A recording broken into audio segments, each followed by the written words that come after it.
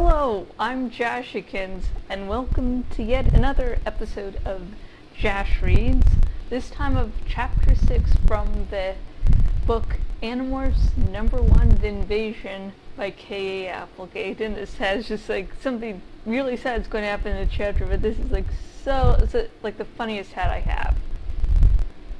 Anyways, I don't know what came over me right then. I had been so afraid, so terrified, but it was like something just snapped in my head. I couldn't just hide and watch. I couldn't. You filthy! I jumped to my feet.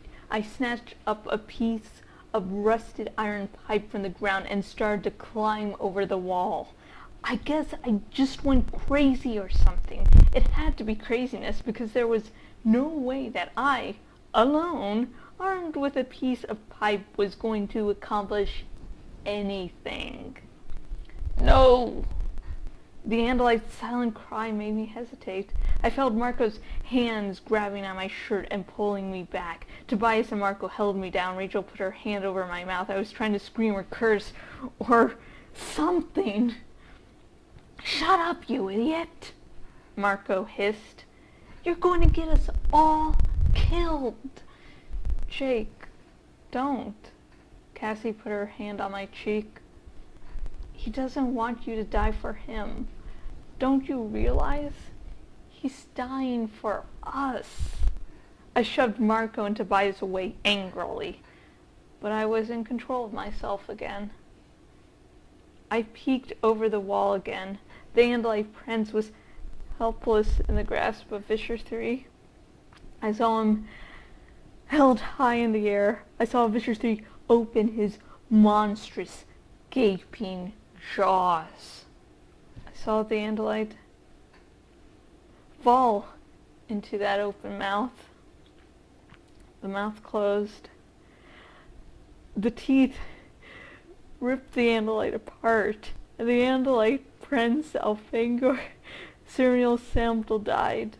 At the very end, he cried out. His cry of despair was in our heads. His cry will always be in our heads. The Hork-Bajir controllers began making a huffing sound like a whoa, whoa, whoa. Maybe they were laughing or applauding. The toxin controllers rushed forward and crowded around Vischer 3. They seemed to be stretching up toward him. And then I saw why. A piece of the Andalite fell from the Vischer's jaws, and the nearest toxin greedily gobbled it up. Tobias turned away and covered his face with his hands. Cassie had tears streaming from her eyes. So did I. I heard a sound that was strange because it was so normal. It was laughter. Human laughter. The human controllers, because that's what they were laughing like they were at some kind of a show. For a moment it seemed to me that one of those laughing voices was familiar, like I'd heard it before. But then the sound was swallowed up in the huffing of the Hork-Bajir. Vischer 3 morphed out of his monstrous form and slowly regained his Andalite body. "Ah," I heard him think, "nothing like a good Antarian Borg for taking a bite out of your enemies." Again the human controllers laughed and the Hork-Bajir controllers huffed, and I heard a familiar laugh I could not quite place. Marco started throwing up. It was an understandable thing to do, but somehow that sound caught the attention of the nearest Hork-Bajir. The snake had turned around. He was perfectly still. We were perfectly still. The Hork-Bajir turned toward us. The near-sighted eyes were aimed directly at our little hiding place. I don't know who panicked first. Maybe it was me. Maybe we just had all the fear and horror we could stand. It was like an electric shock went through all of us. We were running before I had a chance to even know what I was doing. I ran. I gasped for air. A cry went up from the Hork-Bajir. "Split up," I yelled. "They can't follow all of us." Marco and Tobias and Cassie took off in 3 different directions. Rachel was still right beside me. Glancing back, I saw the Hork-Bajir hesitate, unsure of who to chase. Rachel and I are the fastest runners. Tobias is totally out of shape. And Marco and Cassie are too short to be really fast. So I figured if the aliens were going to chase anyone, it ought to be us. I guess Rachel thought the same thing. She slowed down just a little and began yelling and waving her arms. "Come on! Come on, you!" And then she said some words I didn't realize Rachel even knew. The 2 nearest Hork-Bajir snapped around and took off after us. "Gafresh here, Gafresh fit enemy, get." Even in my panic, it surprised me. They were talking some mix of their own alien language and ours. "Gafresh fit nahar, I get, I kill." I ran. Suddenly my foot slammed something and I was down. I hit the ground hard. The wind was knocked out of me. I tried to fill my lungs again. Rachel ran on. She didn't know I had fallen. A spear of red light struck a concrete pipe just beside me. The concrete vaporized. The 2 Hork-Bajir were coming after us, bounding like some devil kangaroos. I was up and running. Rachel must have realized I wasn't with her anymore. She stopped and started to come back toward me. "Don't be an idiot," I yelled. "Run!" She hesitated just a second, but she knew she couldn't do anything more for me. She ran. I saw a dark hole ahead and raced toward it. A doorway. Inside it was as black as a grave. It was one of the buildings that had almost been completed. Just bare concrete walls and scattered junk. But I knew I had been in here before. Marco and I had walked all through it. There were hallways and little side rooms. It was like a maze. Marco, Rachel, had they gotten away? And what about Cassie and Tobias? I tried to get my brain to concentrate as I scurried across the first big room. There was a corridor. Somewhere. I groped in the dark and found a wall. I heard the sound of claw-like feet, huge, tearing, rending claw feet scraping over the bare concrete. A bottle went skittering across the floor. The Hork-Bajir was close. And in the total darkness, my superior human vision wasn't much use. But I knew my way around the empty building. At least, I would have known my way around if my brain had been working. I felt my hand go into emptiness.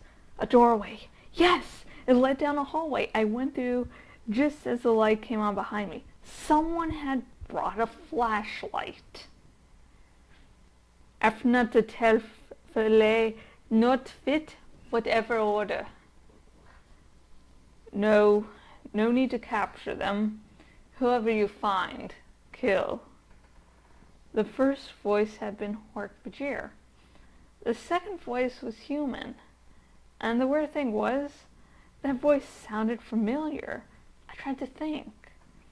I knew I'd heard that voice somewhere. Where?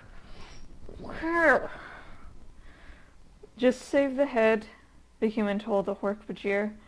Bring that to me and we can identify it. I slid quickly along the wall. The light followed just steps behind me. I racked my brains. Had there been a passageway?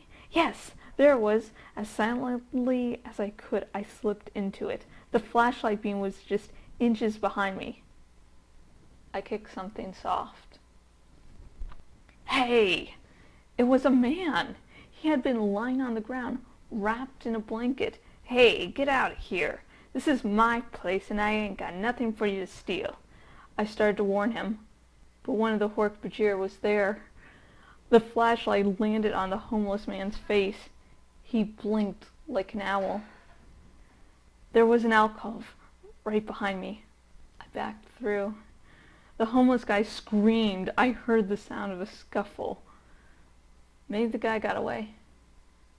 I hope so. But I never found out. Because with the Hork-Bajir distracted, I ran. I ran and ran and ran, and as I ran, I really hoped it was all just a dream. End of the chapter! And sorry, I got a little happy there. This was the first take, and I actually finished. So if anything was crappy, that was because this was actually only one take, and I decided to keep everything. And I actually get past a certain point, and I'm like, okay, if I probably should have stopped then, but you know, now that I've passed that point, I have to keep on continuing. But yeah, Elfangor died. So this is, I guess, an extra special shot.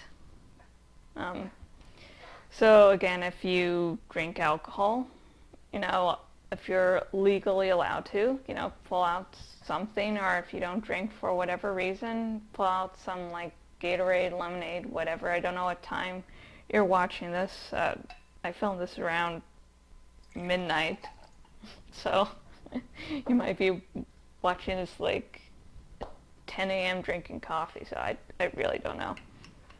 But yeah, this is a extra special shot for Elfangor, who is, yeah, you... Animorphs, I don't know if I've mentioned this before on this channel, but it was the first series I ever read. And within the first few chapters, Elfangor dies. So, like, my childhood was never full of a bunch of series of all happy stuff, and then finally encountering something like Stephen King. Nope, I go straight into the sadness, no happiness ever. And if you have any comments or questions about this video or about the chapter I just read, please comment away. And here's to you, Elfangor.